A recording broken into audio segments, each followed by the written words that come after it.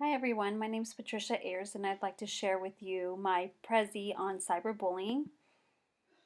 Let's get into what cyberbullying is. Cyberbullying is defined as the use of an electronic communication to bully a person, typically by sending a message of intimidating or threatening nature. This can be done via a text mail, through emails, social media websites, things of that nature. Examples of cyberbullying would be receiving mean text messages or emails, rumors being spread via email or social media websites, the posting of embarrassing pictures or videos, the creation of fake websites or profiles.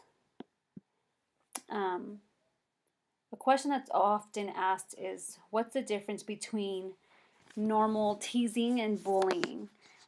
Teasing is something that kids do frequently to one another, kind of giving each other a hard time, but it becomes a little more serious when the behaviors and the actions become repeated or they are used in the mistreatment of somebody else. So we have to make sure that we're very vigilant about when it crosses over that line.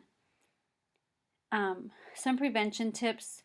It's going to be really important for parents and teachers to be aware of what children are doing online, what websites they're visiting, to establish rules about technology, and to have a clear understanding of school rules regarding the use of technology in the classroom. Um, Parents and teachers need to really be aware of what sites the children are visiting frequently. Make sure they're school and home appropriate. Review any kind of communications that children have with people via the internet. It's going to be really important to check in on those communications, make sure they're talking to the people they say they're talking to and not strangers. It's also going to be important to know their passwords for different accounts, such as Facebook, Instagram, Twitter, any kind of social media, for the apps or the website that they might use frequently. It's also going to be important for parents to follow or friend their children on social media. If you don't feel comfortable doing that, maybe you feel like you're spying on them, you can always ask a trusted family friend to follow or friend them, just to kind of keep an eye, make sure everything looks legitimate, nothing's going on that we're not aware of. And it's also going to be important to make sure that we encourage children to report any kind of abuse or bullying immediately to an adult. That way it can be handled quickly. The effects of cyberbullying. I was very shocked to see such high numbers for this.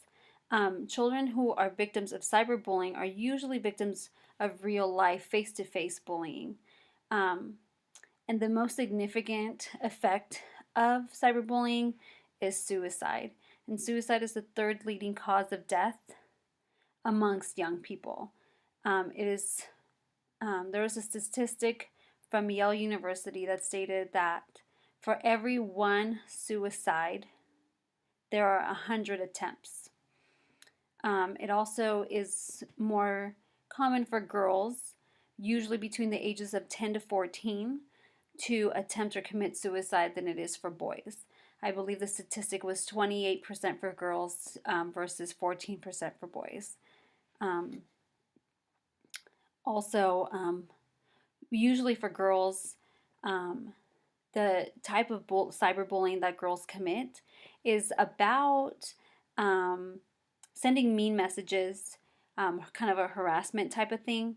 Whereas when boys commit cyberbullying, it's more in the nature of posting mean, intimidating, or incriminating videos or photos of someone else. Because suicide is such a big factor relating to cyberbullying or bullying itself, there are signs that we need to be aware of. And these would be depression, ongoing sadness, withdrawal from others, loss of interest in things they commonly loved, trouble eating or sleeping, taking an interest in death or dying, harmful activities, things that'll hurt them, dangerous kinds of things, and then saying goodbye and giving away possessions to others, kind of preparing for something to come. It's going to be important that if a child comes to us saying that they are being bullied or cyberbullied, that we report it. It's going to be important to not to respond to the bully or bullies, or to forward that information to other people. Keep evidence, the times, the dates, screenshots, anything that you can collect based on the events that are occurring. It's going to be really important to keep, because you're going to want to report things of bullying nature on social media websites, and social media websites will have tools for you to use for reporting and what is a violation of their site rules. It's also going to be important if it is something very serious, something that's where there's immediate danger, or it's related to child pornography or inappropriate, sexually explicit pictures or videos, to report it to law enforcement. And it's also going to be important to report anything of cyberbullying nature to school administration, because even though cyberbullying usually happens at home or in the evenings, the effects of it usually spill over into school. There's so much more information on this topic that we can cover, but these were the resources that I used to find some of this information, and I hoped it helped you understand it a little better. Thank you very much.